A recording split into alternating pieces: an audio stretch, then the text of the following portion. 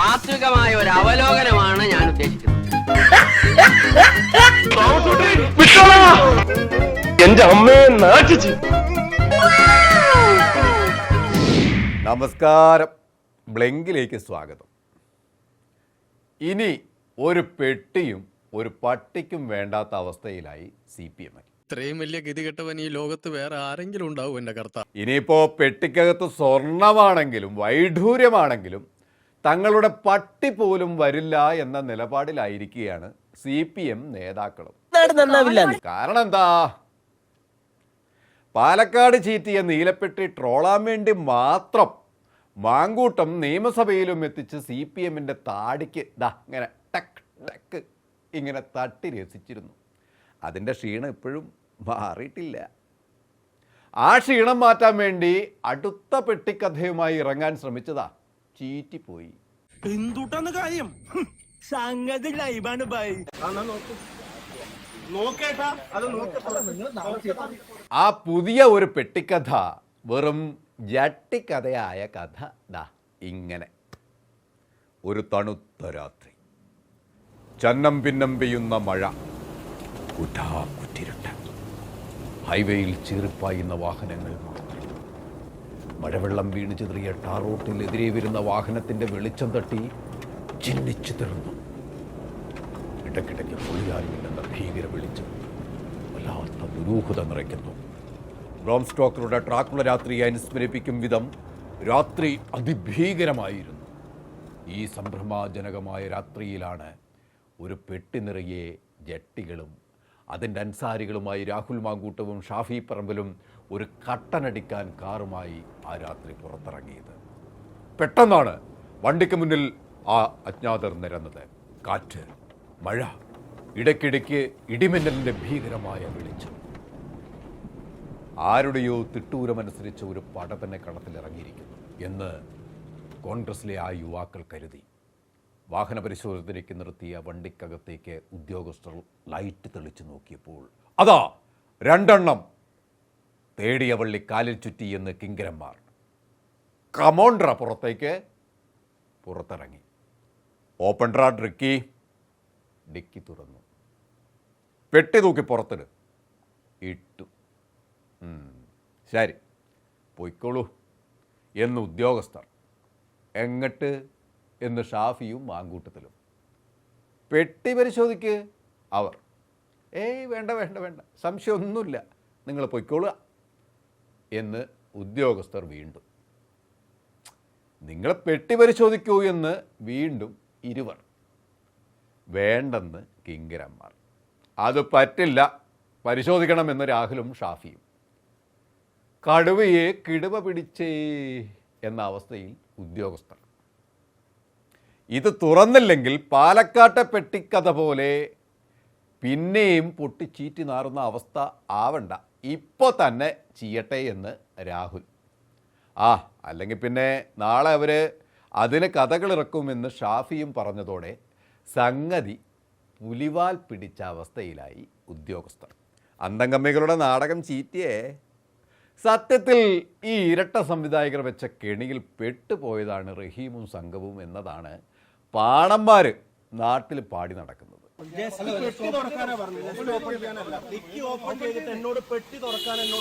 സംഭവം എന്താന്നല്ലേ? അത് വേറെ ഒരു യമണ്ടൻ തിരക്കഥയാണ്. Twist, flash back. കുറേ പഴയ തുണിത്തരങ്ങളും വള്ളിനിക്കരകളും സംഘടിപ്പിച്ച് പെട്ടിയിൽ കുത്തി നിറച്ച് അതീവ രഹസ്യമായി ഒളിപ്പിച്ച് പാതിരാത്രിയിൽ വണ്ടി ഓടിച്ചിറങ്ങിയ കോൺഗ്രസിലെ യൂത്തന്മാരുടെ നീക്കം നിരീക്ഷിക്കാൻ ഏർപ്പാടാക്കിയ നിരീക്ഷക വൃന്ദം ഉടൻ തന്നെ CPMന്റെ കളത്തിൽ വിവരം ധരിപ്പിച്ചു. ആശാമാരെ രണ്ടെണ്ണം ഇറങ്ങിയിട്ടുണ്ട് കേട്ടോ, ഇപ്പൊ പൊക്കിയ അകത്തിടാം. അതാ സഖാവ് യുവൻ റഹീം സട കുടഞ്ഞങ്ങടെ എഴുന്നേറ്റു. വിവരം ഒട്ടം തന്നെ പോലീസിലും അറിയിച്ചു. ലഡു കിട്ടി മോനെ. റഹീമും സംഘവും ആർത്തലച്ച് ചിരിച്ച് അറമാദിച്ച് കാത്തിരിക്കുകയാണ് കേട്ടോ. എന്നാലോ ഈ ഇരട്ട സംവിധായകർ വെച്ച കെണി ശരിക്കും അങ്ങോട്ട് കൊളുത്തായിരുന്നു. തലയിൽ ആൾതാമസമില്ലാത്ത അന്തംകമ്മികൾ കാള പെറ്റൂന്ന് കേട്ട് കയറെടുത്തതാണ്. പിന്നെയും സംഭവം ചീറ്റി. ഇപ്പോൾ തലയിൽ മുണ്ടിട്ട് നടക്കേണ്ട അവസ്ഥയിലായി. ഒരു മര്യാദ വേണ്ടേ? പാലക്കാട് പെട്ടി തുറക്കാത്തത് കൊണ്ട് അന്തംകമ്മികൾക്ക് കഥയുണ്ടാക്കാൻ പഞ്ഞുണ്ടായിരുന്നില്ല. അതവിടെ ഒട്ടും വിലപ്പോയില്ല. ഇവിടെയോ പെട്ടി കണ്ടിഷ്ടപ്പെട്ട ഉദ്യോഗസ്ഥർ അത് കൊണ്ടുപോയി AKG സെൻറ്റർ വഴി തിരിച്ച് ഇലക്ഷൻ കമ്മീഷൻ്റെ കയ്യിലെത്തുമ്പോഴേക്കും കേരളത്തിൽ ഒരു ബോംബ് പൊട്ടും എന്നൊക്കെ തിരക്കഥാകൃത്തുകൾ മുൻകൂട്ടി മനസ്സിലാക്കിയത് കൊണ്ട് സംഗതി അന്തംകമ്മികൾക്ക് അങ്ങോട്ട് പാളി. അത് കണ്ട് തലയറിഞ്ഞ് ചിരിക്കുകയാണ് രാഹുൽ മാങ്കൂട്ടവും ഷാഫി പറമ്പിലും. എന്താ ചെയ്യാല്ലേ, പോത്തിൻ്റെ കടിയും മാറി, കാക്കൻ്റെ വിശപ്പും മാറി. പക്ഷേ നമ്മളെ ഗോവിന്ദൻ മാഷ് പറഞ്ഞത് ശവപ്പെട്ടിയായാലും പരിശോധിക്കുമെന്നാണ്. അപ്പോൾ ഒരു സംശയം ഗോവിന്ദൻ മാഷേ, ഈ ശവപ്പെട്ടി ട്രിക്ക് ഇതിന് മുമ്പ് നടത്തിയിട്ടുണ്ടല്ലേ? രാഹുലും ഷാഫിയും ഇട്ട ചൂണ്ടയിൽ തിമിംഗലങ്ങൾ വരി വരിയായി കൊത്തിക്കൊണ്ടിരിക്കുക. കാഞ്ഞ ബുദ്ധി തന്നെ, പറയാതിരിക്കാൻ വയ്യ യൂത്തന്മാരുടെ. പക്ഷേ CPMൻ്റെ വാഹനം തടഞ്ഞു നിർത്തി ഒരു പരിശോധനയും നടത്തിയതായി ഇന്ന് വരെ എവിടെയും കേട്ടിട്ടില്ല. ഈ കണ്ണൂരിൽ കൊഴിഞ്ഞു വീഴുന്ന ഉണക്കപ്പറങ്ങാണ്ടിയും കൊല്ലത്തെ അണ്ടി ആഫീസിലെ കശുവണ്ടിപ്പൊടിയും പെറുക്കി വിറ്റിട്ടാണല്ലോ നിങ്ങൾ ഈ തെരഞ്ഞെടുപ്പുകളെ ഇത്രയും കാലം നേരിട്ടത്. എൻ്റെ മാഷേ, വേശ്യയുടെ ചാരിത്ര പ്രസംഗം എന്നേ ഇതിനെ പറയേണ്ടു. തെരഞ്ഞെടുപ്പിനെ നേരിടുന്ന UDFൻ്റെ ആയുധങ്ങളുടെ കണക്കെടുപ്പ് നടത്തുന്ന ഗോവിന്ദൻ മാഷിൻ്റെ വാനരപ്പടയുടെ കയ്യിലുള്ള ആയുധങ്ങളുടെ കണക്കെടുത്താൽ പശുപതാസ്ത്രവും വേലുമാണ് ഗോവിന്ദൻ മാഷയുടെ കയ്യിലുള്ളത്. അതുകൊണ്ട് എന്താ ചെയ്യാൻ പറ്റുക ഗോവിന്ദൻ മാഷേ? നോക്കാം നമുക്ക് അല്ലേ. പിണറായിയുടെ കയ്യിലോ പാഞ്ചജന്യം മാത്രമാണ്. അതാണെങ്കിൽ വിജയഭേരി മുഴക്കാൻ മാത്രമേ ഉതകൂ. ശുദ്ധമായ കൈയായതുകൊണ്ട് മഹാൻ ആയുധം കൈകൊണ്ട് തൊടില്ലാത്രേ. ശുദ്ധം തന്നെ അപ്പീ, ശുദ്ധം തന്നെ. അതൊക്കെ പോട്ടെ. വിജയരാഘവൻ്റെ കയ്യിലാണെങ്കിലോ മഹാവിഷ്ണുവിൻ്റെ ജയമോദകം എന്ന ഗന്ധയാണത്രേ. എന്നാൽ വാനരപ്പടയുടെ കയ്യിലോ സുദർശന ചക്രം മുതൽ വട്ടിവാൾ വരെയുണ്ട്.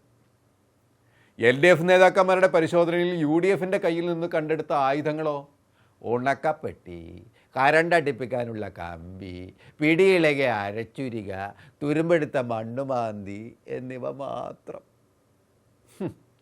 നിങ്ങളുടെ മാരകായുധങ്ങളുമായി UDFൻ്റെ ഈ മണ്ണുമാന്തിക്ക് മുന്നിൽ ഇറങ്ങാൻ നാണമില്ലേ മാഷേ? നിങ്ങളുടെ മഹാരാജാവിൻ്റെ 3ാം പട്ടാഭിഷേകത്തിനുള്ള കോപ്പ് കൂട്ടുകയാണല്ലോ അല്ലേ? അതാണല്ലോ രാജാവ് നേരിട്ട് എഴുന്നള്ളി ഗിരിപ്രഭാഷകനും നിലപാടുകളുടെ തോഴനുമായ സ്വരാജിനു വേണ്ടി അക്ഷാഗിണിപ്പടയെ നയിച്ച് നിലമ്പൂരിൽ പ്രത്യക്ഷപ്പെട്ടത്. നടക്കട്ടെ. ഇതൊക്കെ പോരാഞ്ഞ് AKG സെൻറ്റർ പൂട്ടി ഗോവിന്ദനും വന്നില്ലേ വാനരപ്പടയെയും കൊണ്ട്. എന്താ കാര്യം? ഒരു കാര്യമില്ല. അല്ലയോ പ്രഭു, അങ്ങയുടെ കിരീടത്തിൽ ഇപ്പോൾ തന്നെ പൊൻതൂവലുകളുടെ പ്രവാഹമാണ് കേരള ജനത നൽകുന്നത്. ഇനിയും ഞങ്ങളെ അങ്ങേക്ക് സ്തുതി പാടിക്കരുത്. ബ്ലെങ്ക് തുടരും.